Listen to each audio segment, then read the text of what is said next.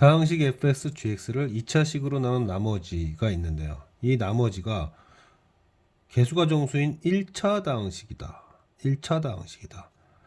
그러면은 1차항의 개수가 뭐 자연수란 뜻이겠네요. 이게 어찌되었든 두 다항식의 합을 2차식으로 나눴을 때 1차, 곱을 2차식으로 나눴을 때 1차. 이 정보를 갖고 fx를 2차식으로 나눈 나머지를 알 수 있을까? 이런 얘기를 하고 있네요. 여기서 중요한 부분은 얘네가 개수가 정수인 1차 다항식이다. 즉 개수가 유리수인데, 자, 빈출되는 문항 형태를 조금 변형했습니다. 변별력이 있는 문항이라고 생각이 됩니다. 자, 합하면은 이 두 부분이 묶이면서 이거는 뭐 Rx와 R-X에 대한 합을 준 겁니다. 합을 준 거고요. 그럼 곱을 하게 되면 여기도 다 묶이죠. 그러면서 이제 얘가 나오게 되는데 이게 2차잖아요. 2차인데 그 2차를 다시 얘로 나눈 나머지가 이거란 뜻입니다. 즉 이건 무슨 뜻이냐면 이거를 통해서 우리가 알아야 될 정보는 Rx와 R-X는 2차식이니까 그 2차식을 x제곱 플러스 x 플러스 1로 나누면 몫이 a이고 나머지가 얘다라는 얘기예요. 합곱을 줬죠. 합곱을 줬다는 얘기는 방정식을 세우라는 얘기니까 Rx와 R-X, Rx랑 R-X를 두근으로 하는 방정식을 세우는데 그들의 두근의 합이 2x 플러스 2이고 합이 2x 플러스 2이고 곱시 저렇다.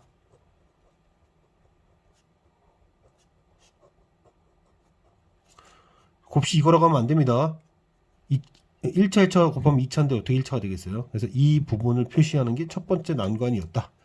자, 이렇게 된다면 이제 근해 공식을 쓸 텐데 제가 여기 위에 얘기를 하나 예를 들었는데 이 식이 만약에 이 식을 인수분해 해보면 뭐 이렇게 찰 수도 있겠지만 이거를 근해 공식을 쓰게 되면 필연적으로 뭐가 나오죠? 바로 판별식 부분이 나옵니다.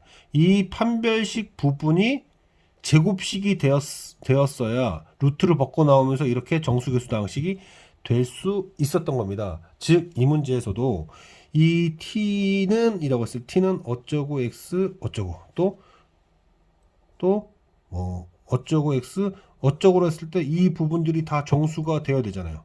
그 다 정수가 되려면 필연적으로 얘를 계산을 했을 때 t는 이제 x 플러스 1이라고 한 다음 요 판별식이 있죠. 이 판별식이 뭐가 돼야 된다? 정수계수 1차식의 제곱식이 되어야 된다. 그래야 루트를 벗고 나온다. 그 얘기는 이 식이 0이 되게 하는 x가 한 개라는 말과 동일하죠. 그죠? 그러니 빨리 이 부분부터 뽑아냅시다. 이 부분이 뭐냐면 이 2차 방정식의 판별식에 해당되는 부분입니다. 여기가요. 그거를 먼저 정리합니다. 그거를 이제 먼저 정리하면 자, 정리해야죠. 그 부분을 먼저 정리합시다. 그 부분을 정리하면 x 여기 있죠. 이거 x 플러스 1의 제곱 그리고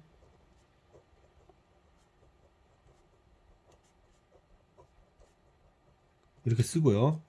이걸 정리를 해보면은 1 빼기 a의 x제곱. 좋은 문제라고 생각합니다. 이렇게 되는데 이게 여기죠. 얘가 요 형태를 띄워야 된다. 그러므로 저 형태를 띄워야 하므로 얘의 판별식인 a 플러스 15의 제곱에 이렇게 되는데 얘를 정리해서 인수분해 해보니 뭐가 나오더라. 이렇게 되죠. 이렇게 되는데 자, 그렇다면은 문제에서 지금 여기는 두근의 곱신데 a가 지금 rx와 r-x의 개수가 정수라고 했잖아요. 그러니 A도 정수가 돼야 되고, 그래서 A는 마이너스 3이 돼야 됩니다. 그래서 A가 마이너스 3이다라는 걸 찾아서 이 4분의 D에 해당되는 4분의 D에 해당되는 요식을 요식보다 4분의 D가 아니라 방정식에다 바로 적용합시다. 방정식에다가 바로 적용을 하면 T제곱에 여기는 안 변하고요. 2x 플러스 7 여기는 아직 안 변하고 여기만 변하게 되는데 어차피 최고점에서 마이너스로 되니까 안으로 마이너스로 묶어서 안으로 싹 다 넣어 봅시다. 안으로 묶어서 싹 다 넣어 봅니다.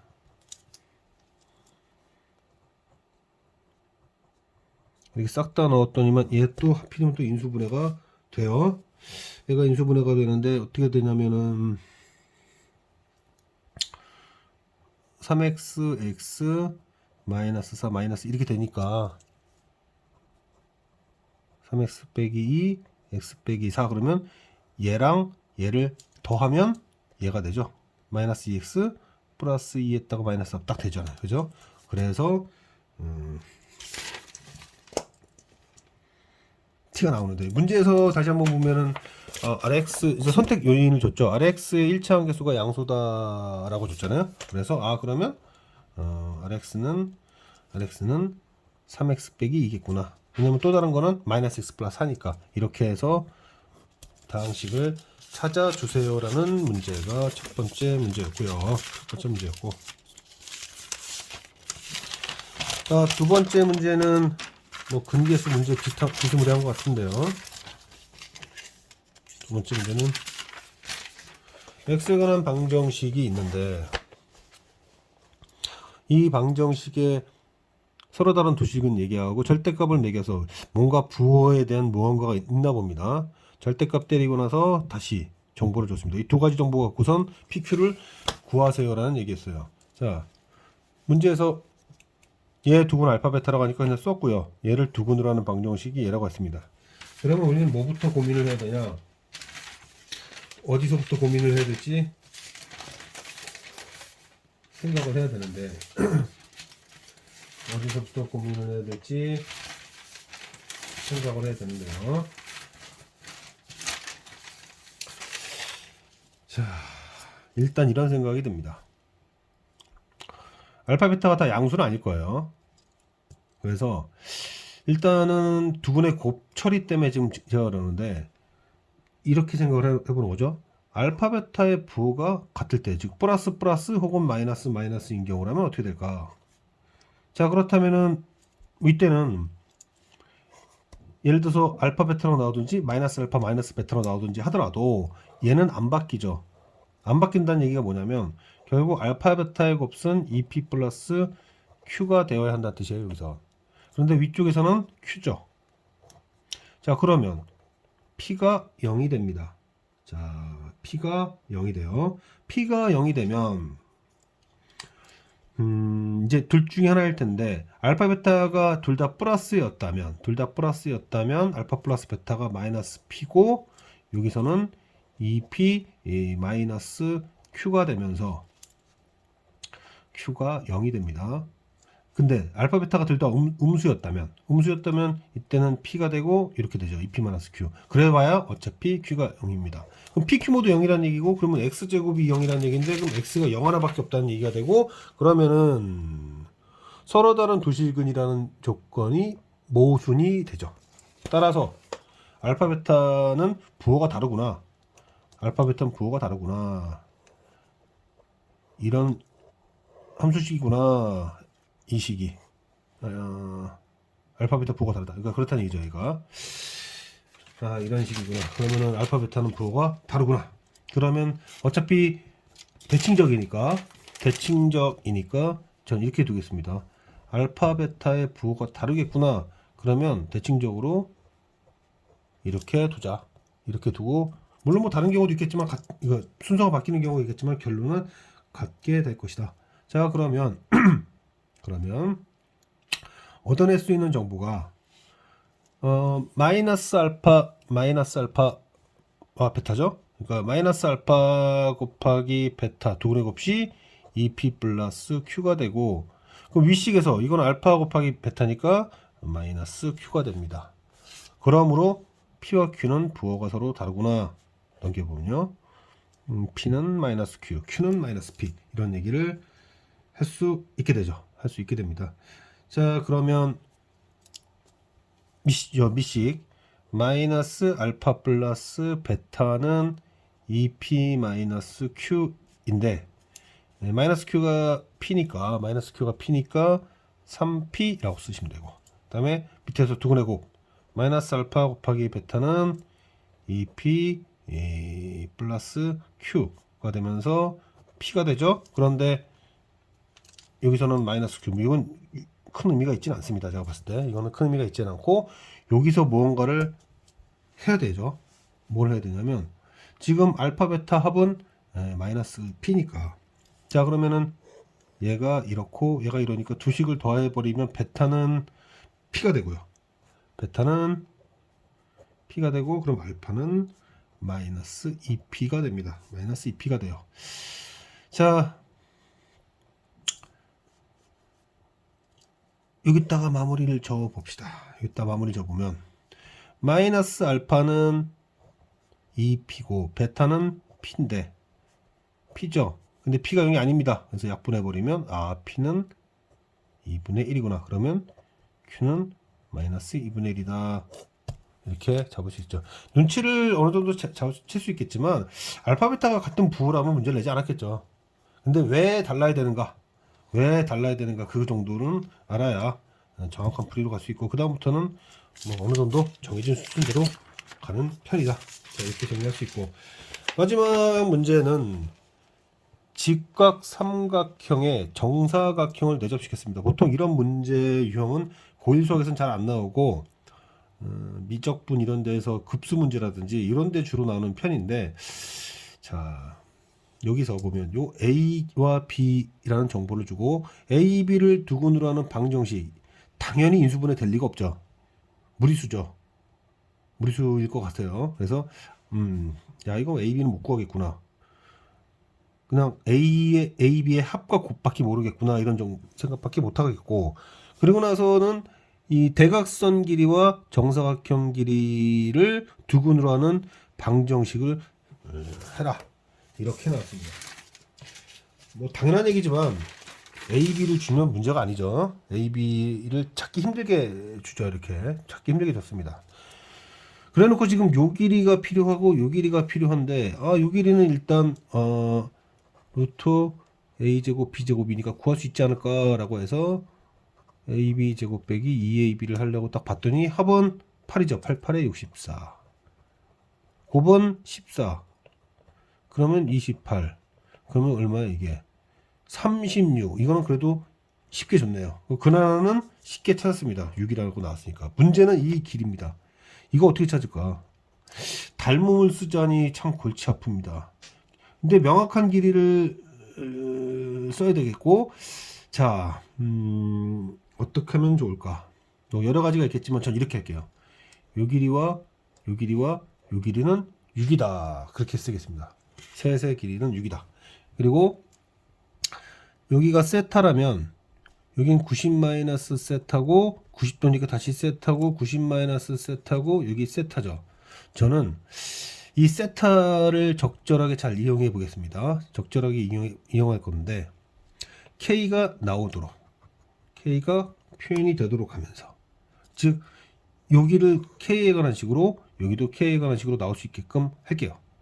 자 그러면 이 삼각형에서 지금 어떤 상황이냐면 여기가 세타고 여기가 K입니다. 그럼 이거 뭐예요? 이거 K 탄젠트 세타죠. K 탄젠트 세타입니다. 그럼 이런 거 왜 씁니까? 왜 쓰냐면 탄젠트 세타는 B분의 A니까 그렇습니다. 다시 여기 이름이 뭐더라? 이름이 여기가 C인가? S S라고 썼구나. 그러면 AS는 K 탄젠트 세타다 이렇게 쓸게요.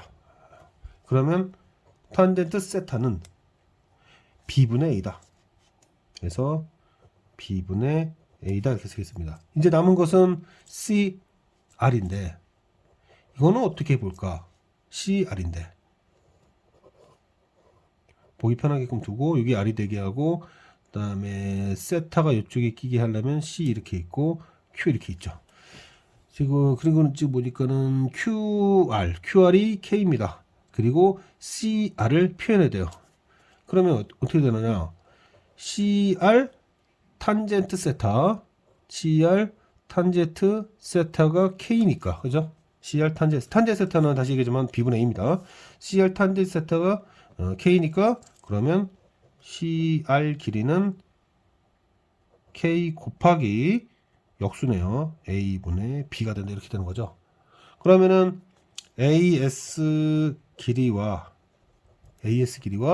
SR은 정사각형이니까 K 그리고 CR은 이렇게 되는 건데 이게 6이더라까지 나오게 되는 거죠. 6이더라. 왜 이렇게 하냐면 이거를 통분을 하게 되면 A제곱 B제곱 즉 A제곱 B제곱 이게 A제곱 B제곱이고 AB가 되면서 이거 구할 수 있습니다. 왜냐하면 A, B의 합곱에 대한 정보가 주어졌기 때문에 이렇게 한 겁니다. 그래서 곱은 여기는 14고 여기는 14고 합이 8이니까 8에 64인가? 64 빼기 14 이거를 넘겨버리면 이게 얼마냐? 50이죠. 넘겨버리면 50, 14, 6 그러면 7, 25 그럼 25분의 6, 7에 42 이렇게 되면서 어차피 A씨 알았고 K만 구하면 되는 거 있잖아요. 그래서 이제 방정식만 세우면 끝나네요. 방정식만 세우면 끝나겠다.